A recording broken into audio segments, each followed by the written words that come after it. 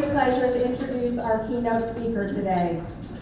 Our NPD events and celebration is a heartfelt occasion to honor the extraordinary individuals, corporations, foundations, and volunteers who give so generously to make our community a better place to live and work. And that was just demonstrated in all of the wonderful narratives about each and every one of our honorees today. While we had planned to gather earlier this year, life had different plans for us. After facing back-to-back hurricanes just a few months ago, our community came together, showing resilience, compassion, and an incredible spirit of giving. Today's celebration feels even more meaningful as we acknowledge not only the generosity that fuels our community, but also the strength that unites us in times of hardship. It is this spirit of giving, the heart, the time, the resources that brings us here today. And so it feels perfectly fitting that our keynote speaker will be sharing his thoughts on the joy of giving. In challenging times, we have all witnessed how giving not only transforms the lives of those in need, but also fills our own lives with purpose, connection, and joy. Wayne Olson, our speaker today, is a nationally recognized expert in philanthropy and a dynamic storyteller who understands that giving is about more than transactions. It's about relationships, impact, and joy. He has dedicated his career to helping organizations, donors, and communities connect through meaningful giving, and we are thrilled to have him here with us today. Please join me in welcoming our keynote speaker, Wayne Olson.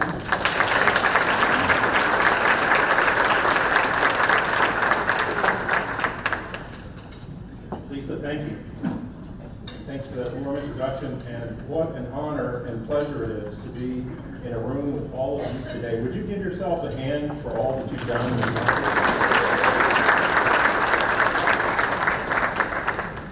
You know, when I normally speak, I like to give out prizes to encourage people to help me because I often have trouble and need help. And those of you who know me know that I like to give away Oreos and I throw them to you.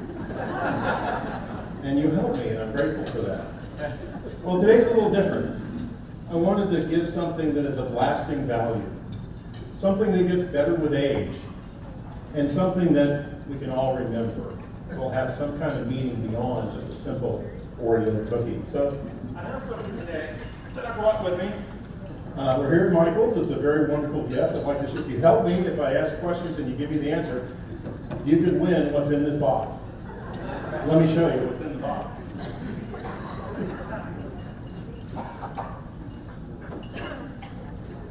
All right. We have menu item 14, Mexican style rice and beans MRE. And menu 18, beef ravioli with meat sauce. I don't know if you've ever tried these, but I have. They're fantastic. And you too can take them home if you help me. How do you speak to a group like this after such a year that we've had? Well, I did what anybody would do in my position. I went to ChatGPT and asked it to create a presentation for me. I asked ChatGPT to tell me what the joy of giving is, and this is what it produced. So if you like this, blame, or thank me if you don't, blame ChatGPT. The joy of giving is a profound and fulfilling emotion that arises when you selflessly offer your time, your resources, kindness, or support to others. It's a feeling that comes from knowing you've made a positive difference in someone else's life, no matter how big or how small that contribution might be. That's it. Have a great day. Nice to see you. It also gave me an outline for you. This is what we'll be following today. This is how the computer thinks joy of giving is. We need to talk about the connection with others, a sense of purpose, personal fulfillment, gratitude amplifier. I've been in philanthropy for more than 25 years. I have no idea what a gratitude amplifier is. And also the ripple effect. I have no idea what that is either, but it likes it. And improved well-being. It also was very kind. It gave me some examples to share with you, including acts of kindness, sharing knowledge or skills, donating time or resources, creating joy for loved ones. Oh, and this one's good. buying books written by your keynote speaker. Or at least kindly applauding. I kind of like that ChatGPT, it's good. I will tell you that I asked ChatGPT, and this is what I asked it verbatim, give me a photorealistic image of the joy of giving in Sarasota, Florida. I want you to know definitively this is what it looks like. There it is. That's the joy of giving in Sarasota, Florida. I also want you to know the computer can generate that picture, but it cannot spell volunteer. But it also wants you to know that's a giving box. I don't know what a giving box is, but that's what it is. So I told ChatGPT to reframe that a little bit. There's too many people in the picture, and it gave me this. A little bit better. But I want you to look at something that, oh, by the way, at this time it let me know it's in Sarasota by putting that on the building. It's not really good with faces. And I figured it out. If you remember in the news a few years ago, there was a woman in Italy who was cleaning a church, and she decided this 500-year-old painting needed some help, so she repainted it for them. If you look, the faces that AI generates are kind of based on her work in that chapter. That's what a donated looks like to... I asked it to illustrate giving to a church, and this is what it said. Your money is a gonee.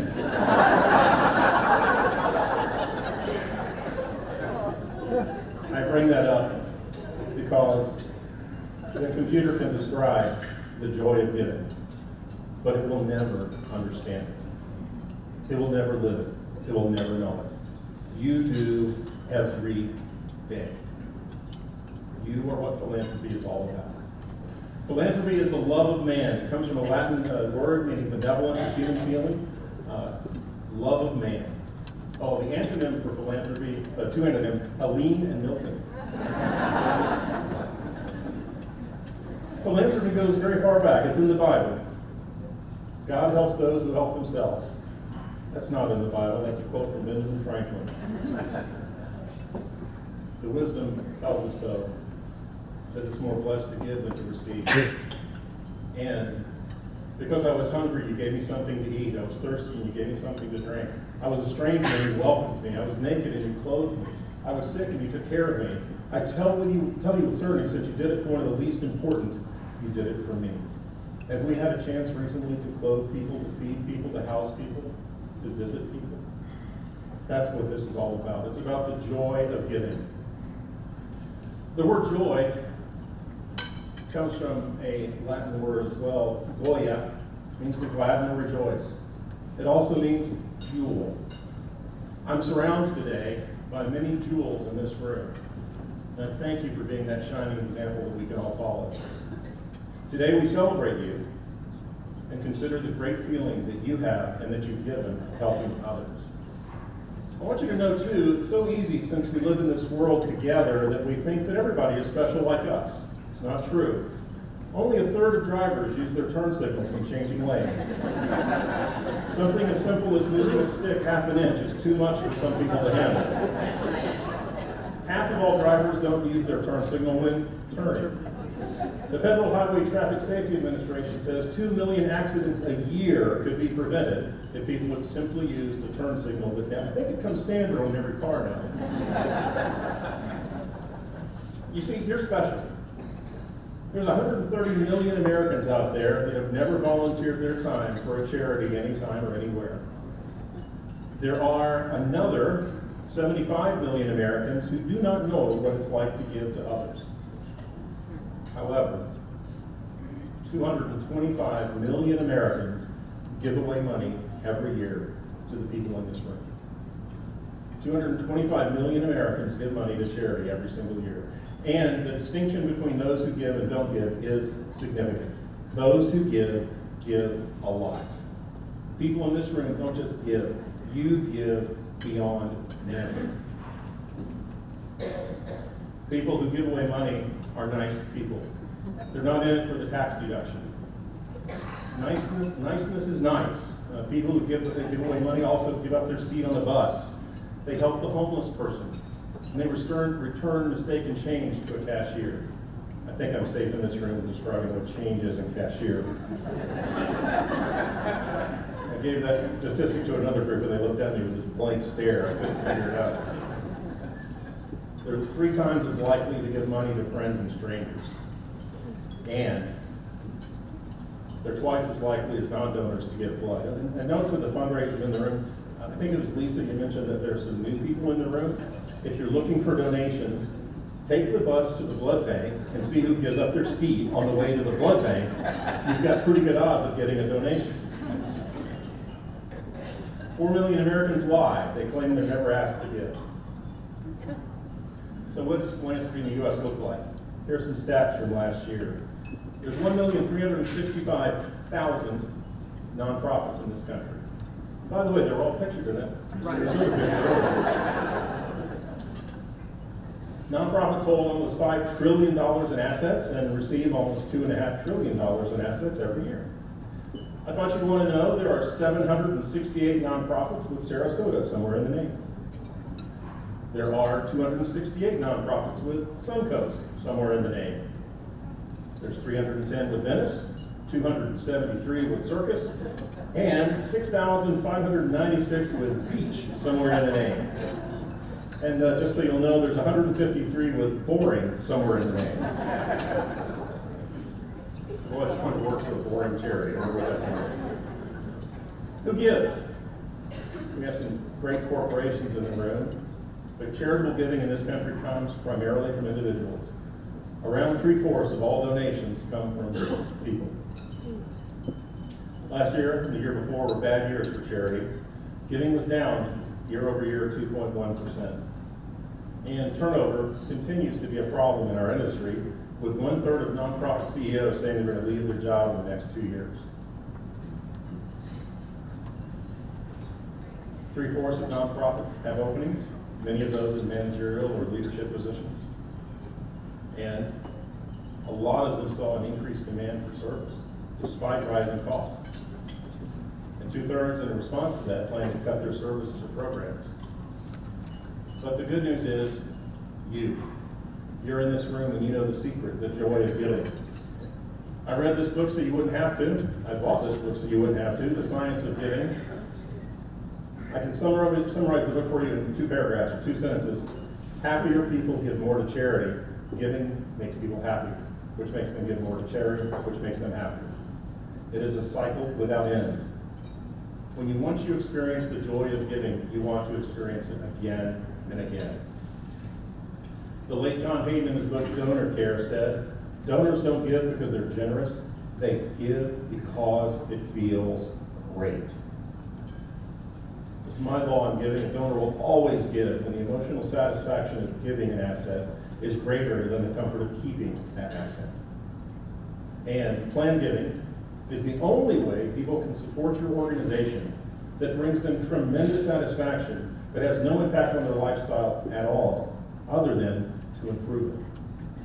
I want to show with you how the joy of giving can come in unexpected ways and unexpected places.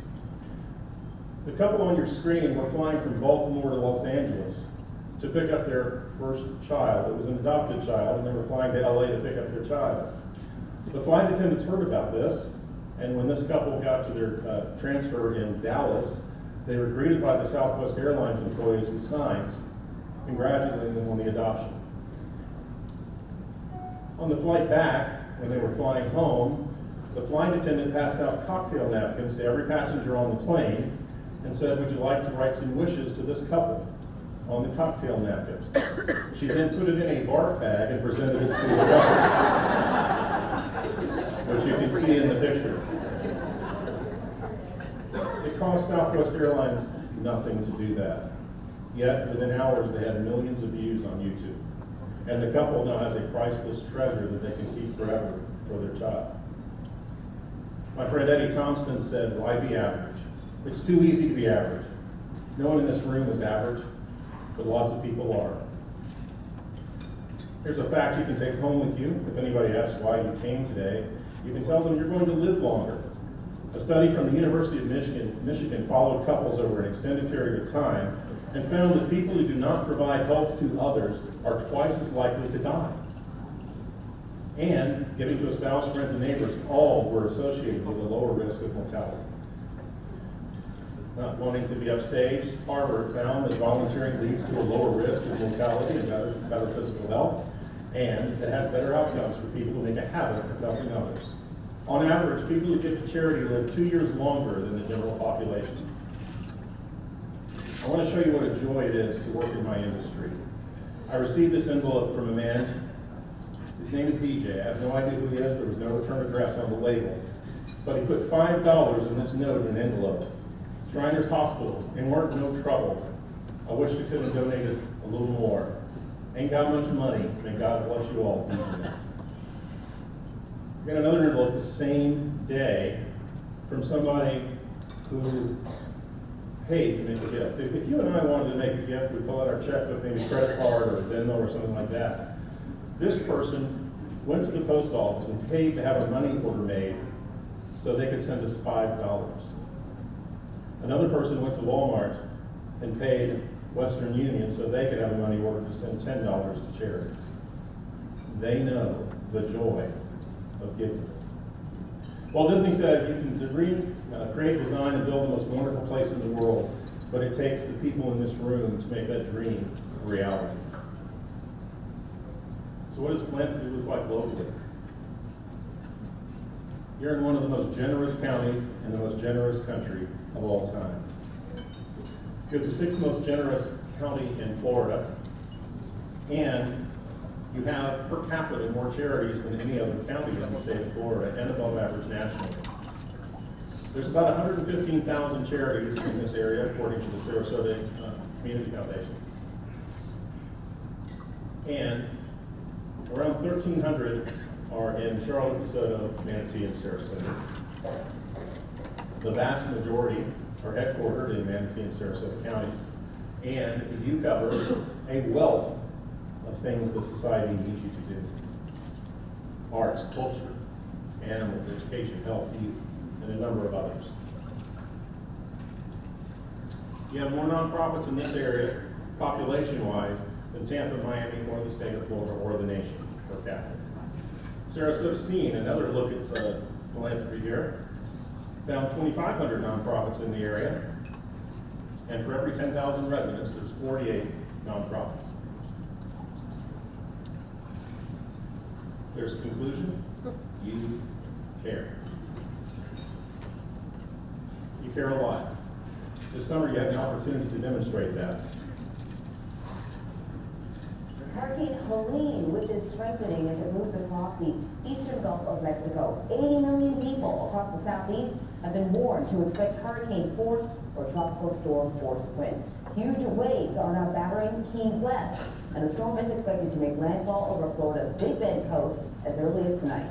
I've never seen anything this massive up here before, and we have people that's been here. I got a lady down the street, it's 96, and she's never seen anything. She lived here all her life, and it's just, it's tore everything up. We're getting everything as high up as we can, and we're also taking some things that are important off of the key.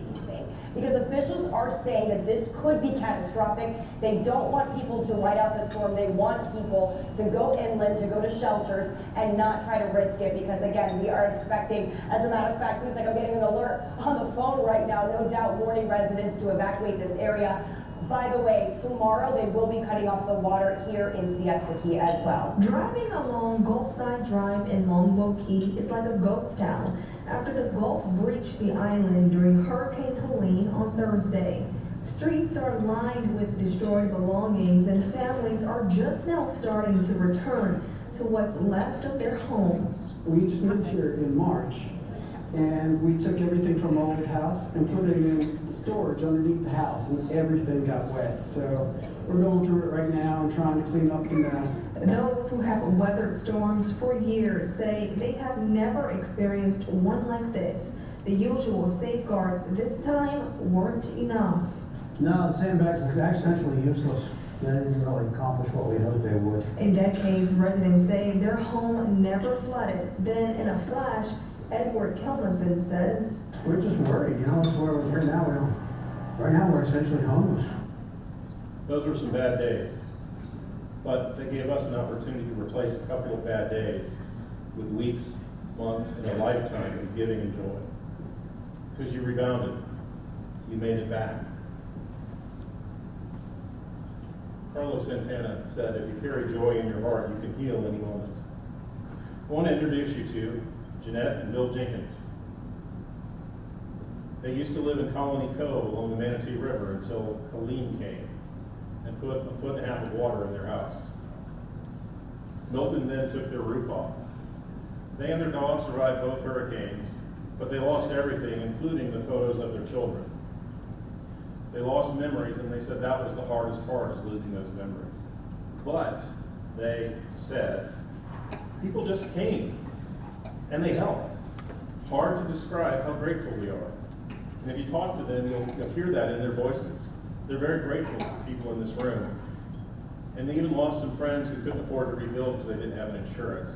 But when you talk to Bill and Jeanette, what you hear is gratitude and optimism, even though their house was flooded during the hurricane, and they literally lost everything.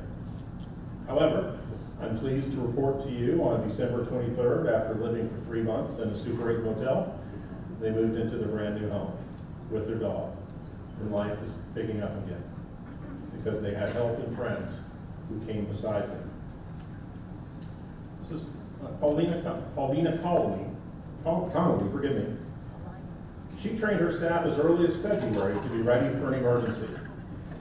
She was certified by the Red Cross and had these care kits ready with all of these things in them in case an emergency like this happened. She and her staff were so prepared when the hurricanes came, they were on the scene the next day, handing out everything people needed. They were certified by the Red Cross, they had these care kits, they provided batteries, solar generators, hot food, MREs, and they had a van that could mobilize and go anywhere they were needed. And they also applied for and received a rapid response grant from the Gulf Coast Community Foundation. Her nonprofit is less than 2 years old, and that's what they accomplished. Move for Hunger, Jennifer's organization. It's a food company, or it's a food-based operation that owns no trucks and feeds nobody. But what they do is they find people who have extra food and deliver it to the people who can deliver the food. It's a moving company with no trucks. They have more than 1,300 trucking companies that rise to the occasion and help provide food and other important commodities for people who need them. And when the hurricanes came, Jennifer tells me that many movers in the network called. In a few days, they moved 750,000 pounds of food to areas affected by the hurricanes. The day after the hurricane, she also received a call from Good Grief. Notice that she received the call. She did not have to call them to ask for help. They called her. They said, we're here to help. What can we do? They moved more than 30 pounds of food just in this area alone to help people affected by the hurricanes. I wish I could tell you more stories. There are thousands of them. These are only a few.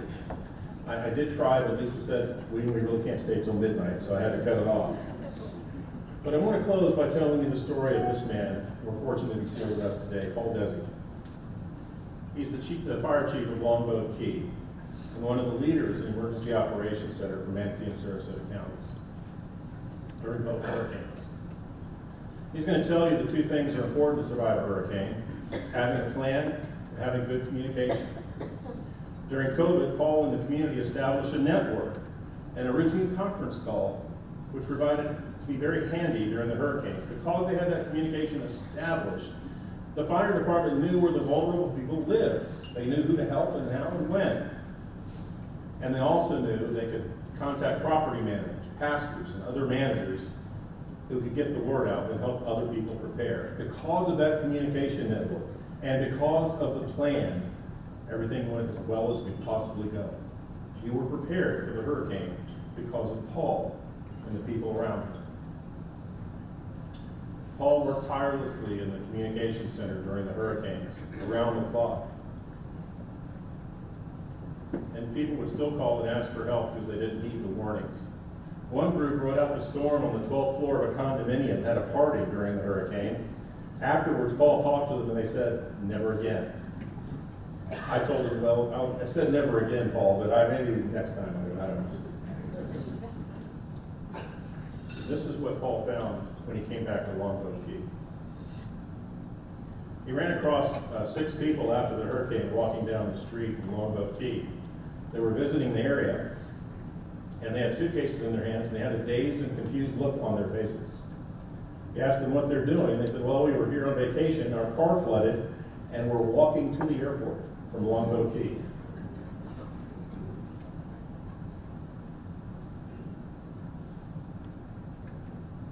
When I talked to Chief Desi about the hurricanes, he told me about one man in particular, Howard Tipton, who's his boss, city manager.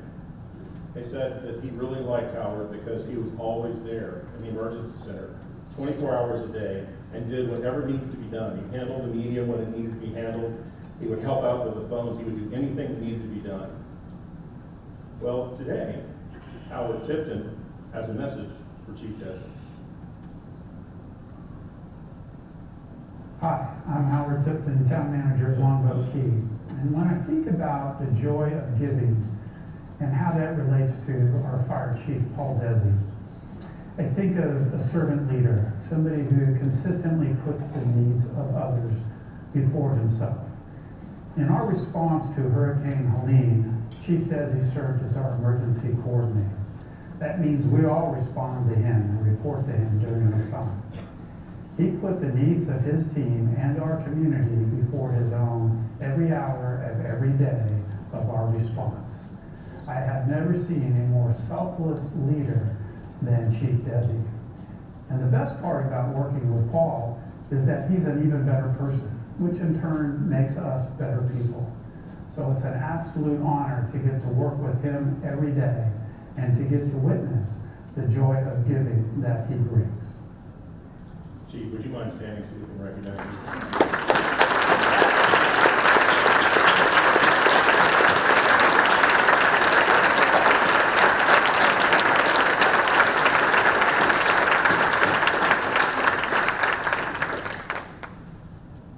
What a great room. I want to bring us back to philanthropy now and talk about a subject we all love, the IRS and taxes. I'm going to end with a cheerful look at the IRS and taxes, and close with a final word on philanthropy. By the way, I showed this picture for years in various speeches I gave. Then I finally discovered there's a rat trap behind the sign. I thought, how appropriate. I took the picture. Didn't see it when I took it, and I didn't see it in front of hundreds of thousands of people, and I realized it was there. You know, we give not because of tax breaks or tax benefits. We give because it feels good. Sometimes we feel like, by the way, this is my collection of license plates that I've taken for you. You know, we feel tapped out, and sometimes life hands us some bad days. But we can count on, well, they cause some concern too, anxiety. But we can always, I risk my life for this picture. We can count on the 501c3s in our lives and live a tax-free existence. If you work for a nonprofit, if you volunteer, if you give to a nonprofit, let people know. If you work for the National D-Day Memorial, let them know. If your name is Bob and you're a hookie, advertise it. If you sell the best horse feed in the world, tell people. If you raise money for a living, tell them. But keep in mind, too, that you send a message whether you want to or not. So be careful. When I say I risked my life for the earlier picture, I did risk my life to take this picture for you. And I've got to tell you, the person that owns that would not be in this room today. Some people have no taste at all. That's driven by a surgeon, by the way. Some people have excellent taste. If you're going to give to the Medical College of Virginia, tell people. If you're giving to the University of Richmond, tell people. If you're giving to Eastern Mennonite University, tell people. 5 Acres, tell people. James Madison University, tell people. But I want you to know, too, you don't have to be creative. You can also have a license plate. The same person that has a license plate also has a bumper sticker.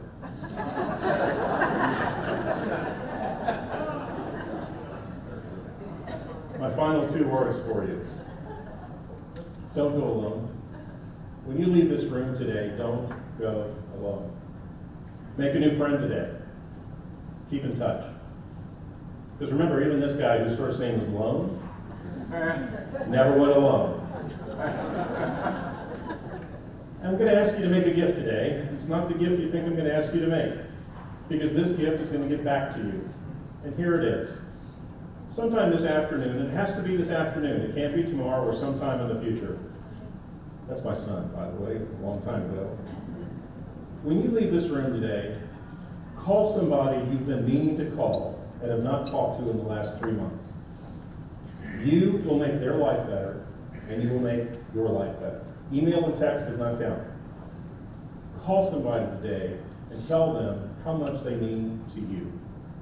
And you will experience again, as you will tomorrow and the next day and the next month and the next year, the joy of giving. Thank you so much for inviting me to be here with you today. Have a great day. I'm going to keep it up for you. That's how you can find me. If you remember that you didn't fall asleep during our lunch, that's my website. At least I didn't fall asleep.com.